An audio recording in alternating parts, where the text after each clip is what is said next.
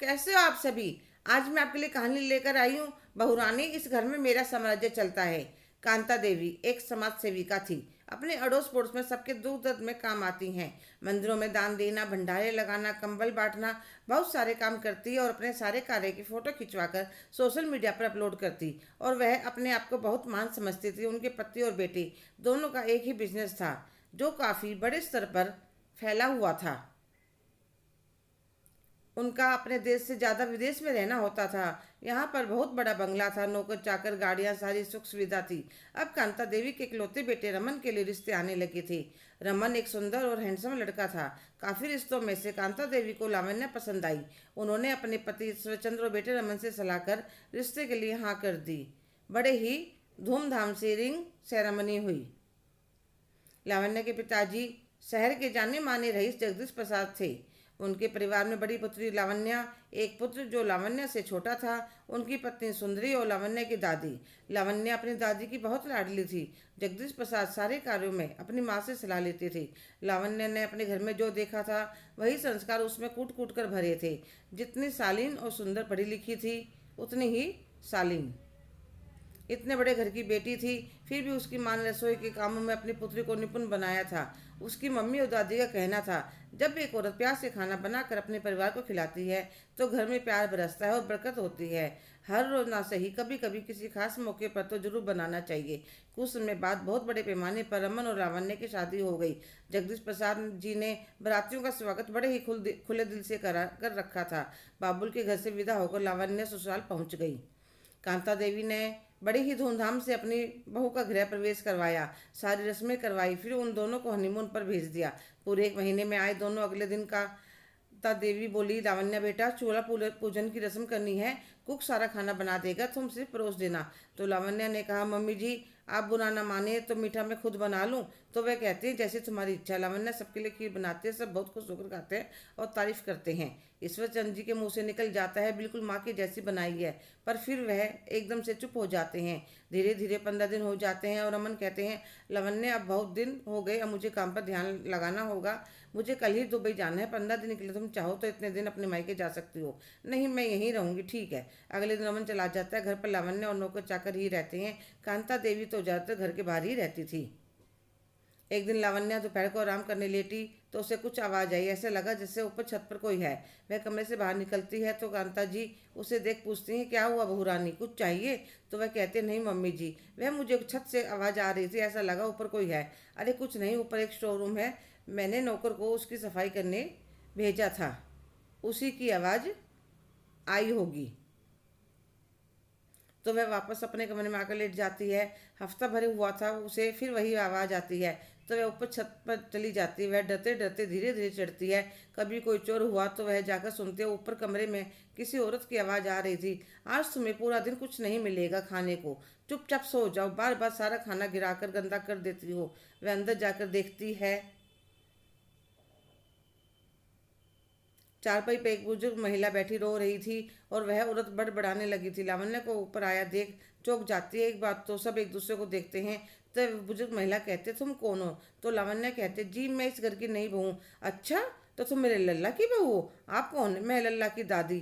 क्या आप रमन की दादी हो? हाँ मैं दादी हूँ उसकी। तो आप ऊपर क्यों रहती हो अकेले? पहले तो वे चुप हो जाती हैं, फिर कहती हैं कि वह बीमार रहती हूँ ना, ऊपर ताज़ी हवा लगती है, धूप भी सेक लेती हूँ, पर आप इतनी कमज़ोर हो, चलने फिरने में दिक्कत रहती है, सारे जोड़ों में दर्द रहता है। फिर वह मेड से कहते हैं, तुम दादी जी पर चिल्ला क्यों रही थी? वह मैंने खाना दिया था, सारे कपड़ों पर डालकर गंदा कर दिया। हाँ मुझे नहीं खानी है रोज़ खिचड़ी, तो तुम्हें इनका ध्यान रखने के लिए ही रखा गया है। अगर तुमसे नहीं बनता तो कोई बात नहीं, हम किसी और को रख लेते हैं।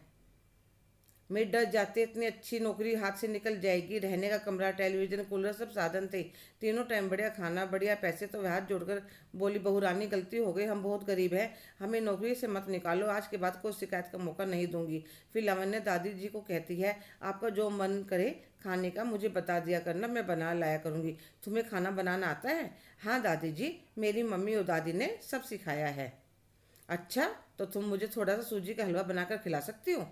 अभी बहुत दिनों से मन कर रहा है, अभी लाई दादी जी। वह डरती डरती नीचे उतरती है, कहीं सासू माँ आ ना गई हो। इतने में सासू माँ का फ़ोन आ जाता है। लावण्या, मैं वृद्धाश्रम में मिठाई और कंबल बंटवाने जा रही हूँ। कुछ परिवारों ने काफ़ी जोर दिया, यह शुभ काम आपके हाथों से होना चाहिए।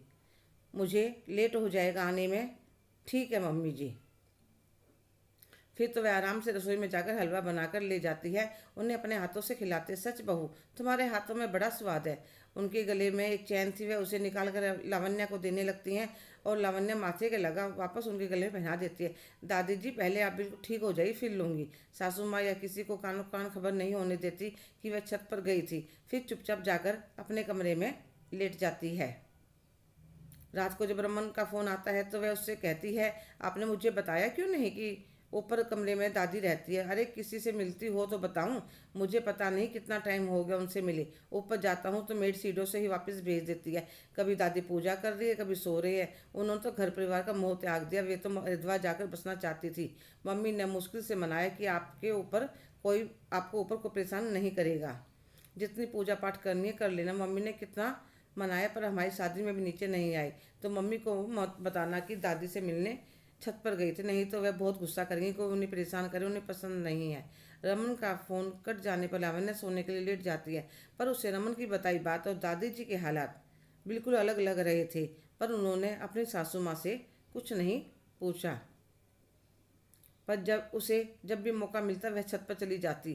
कांता जी घर पर बहुत कम रहती थी, सुबह की गई रात तक वापस आती थी। मेड भी डरने लगी थी कि बहुरानी हर रोज ऊपर आती है, तो उनका अच्छी तरह ध्यान रखने लगी थी। बहू भी पौष्टिक खाना बनाकर ले जाने लगी। एक दिन वह अपनी सहेली को बताते, जो फिजियोथेरेपिस्ट थी, कि दादी जी को चलने परेशानी होते, जोड़ों में काफ़ी दर्द रहता है। तो वह कहती, मैं एक दिन आकर देखती हूँ, अगर जरूरत महसूस होगी तो फिजियोथेरेपी करवा कर देख लेंगे, पर जब मैं फ़ोन करूं तब आना। ठीक है। घर के नौकर सब देख रहे थे, पर कांता जी को कोई कुछ नहीं बताता, क्योंकि वह उसकी सासू माँ के टाइम के नौकर थे।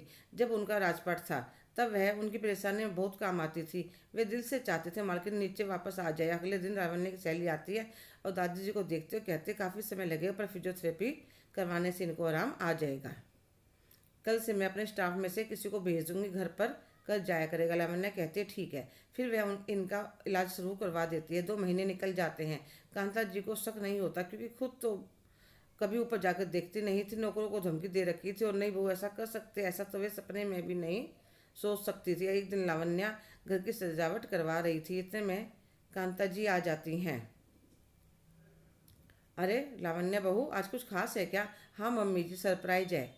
इतने में रमन उसके पापा भी आ जाते हैं। अरे आज किस खुशी में पार्टी दे रही हो? पापा जी बस 10 मिनट और मैं दादी को नई साड़ी पहनाकर नीचे ले आती हूँ। दोनों खुश हो जाते हैं। रमन कहते हैं, दादी आप नीचे। जगदीश प्रसाद जी अपनी माँ को देख कर बहुत खुश हो जाते हैं, पर कांता जी को बहुत बड़ा झटका लगता है। बुढ़िया इतनी तंदुरुस्त कैसे हो गई?